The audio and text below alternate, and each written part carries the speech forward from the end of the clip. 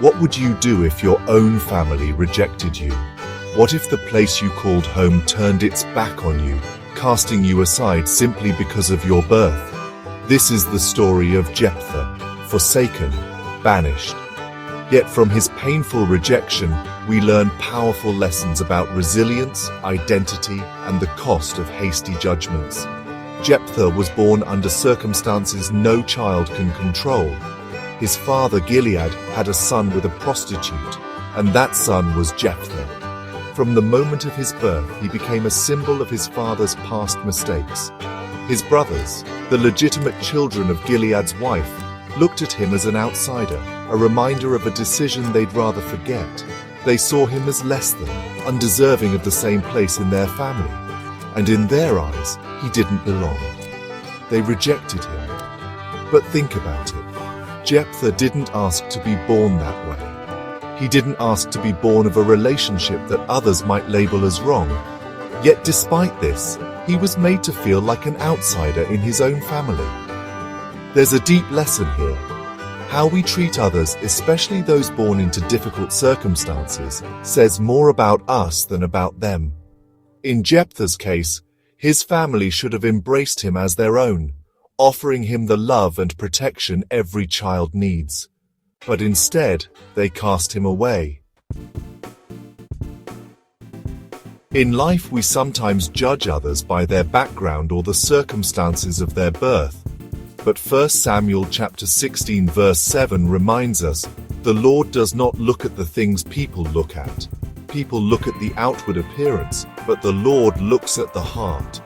Jephthah's heart wasn't any less worthy than that of his brothers. God doesn't define people by their origins. He looks at their potential. Jephthah, despite being banished, didn't let rejection define him. He could have let bitterness consume him, but instead, he moved forward. Proverbs chapter 4 verses 25 to 27 tells us, "Let your eyes look straight ahead, fix your gaze directly before you. Give careful thought to the paths for your feet, and be steadfast in all your ways." Jephthah did not let the cruelty of his family's actions determine the rest of his life. He chose to keep moving forward. Over time, Jephthah built a life for himself. Not in the comfortable, familiar place he had hoped for, but in the margins. He gathered around him a group of men, each one outcasted or rejected in some way. They, like him, had no place to call home, and together they formed a force of strength.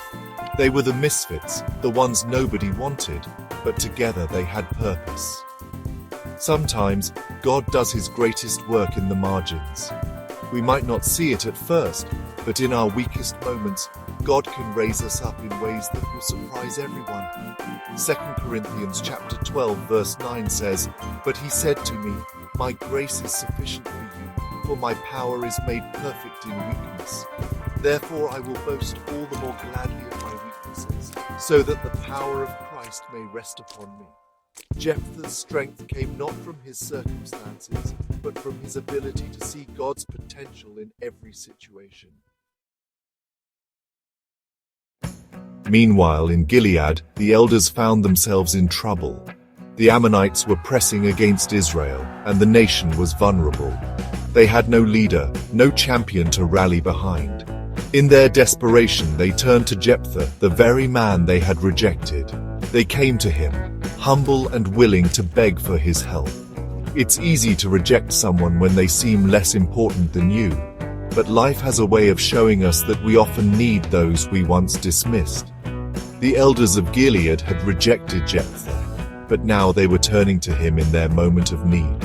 It's a reminder that we should never underestimate someone's worth or potential. Luke chapter 6 verse 38 teaches us, "Give, and it will be given to you. A good measure, pressed down, shaken together and running over, will be poured into your lap." Jephthah had been treated unfairly, yet he was called to offer mercy in their time of need. When the elders of Gilead begged him to lead, Jephthah didn't act out of vengeance. Instead, he made a demand. He asked for permanent leadership, ensuring that if he helped them, he would be recognized as their leader from that moment on. It was a wise move. Jephthah knew the cost of leadership and wanted assurance that he would not be cast aside once the victory was won. There's a lesson in this. Leadership is not just about power, it's about responsibility. It's about the long-term commitment to those you serve, not just a short-term fix. As Jephthah prepared for battle, he made a vow to God. He promised that if God granted him victory, he would offer a sacrifice whatever or whoever first came out of his house to meet him. At first glance, Jephthah's vow may seem bold and faithful, but it reveals something important. We must be careful with the promises we make, especially in moments of desperation. Ecclesiastes chapter 5 verse 2 warns us, "Do not be quick with your mouth, do not be hasty in your heart to utter anything before God." Jephthah, in his zeal, did not think through the potential consequences of his vow. Sometimes we make promises in the heat of the moment that we later regret. It's a reminder that God values thoughtful commitment over rash promises. Jephthah and his men fought valiantly, and God gave them victory over the Ammonites. Jephthah returned home triumphantly, but there was one thing he hadn't anticipated. The first thing that came out of his house to greet him wasn't a servant. It wasn't an animal, it was his daughter, dancing in celebration. Jephthah's heart broke in that moment. He had made a vow he couldn't undo, and now he had to face the consequences. His daughter, instead of mourning her fate, responded with grace and maturity, asking for 2 months to mourn her virginity, knowing that she would never marry or have children. This was a heartbreaking reminder of the high cost of rash decisions. Luke chapter 14 verses 28 to 30 cautions us, "Suppose one of you wants to build a tower. Won't you first sit down and estimate the cost to see if you have enough money to complete it?" Jephthah's vow, made without fully considering the cost, led to tragic consequences for him and his daughter. Jephthah's daughter's response was one of incredible grace. She accepted her fate, showing the true meaning of sacrifice, even when it meant giving up her dreams for the sake of her father's vow. Romans chapter 12 verse 1 teaches us, "Therefore I urge you, brothers and sisters, in view of God's mercy, to offer your bodies as a living sacrifice, holy and pleasing to God. This is your true and proper worship."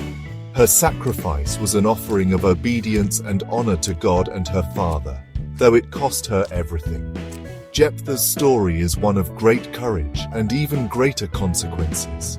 His life teaches us that how we treat others matters, that our promises should be made thoughtfully, and that leadership comes with both sacrifice and responsibility.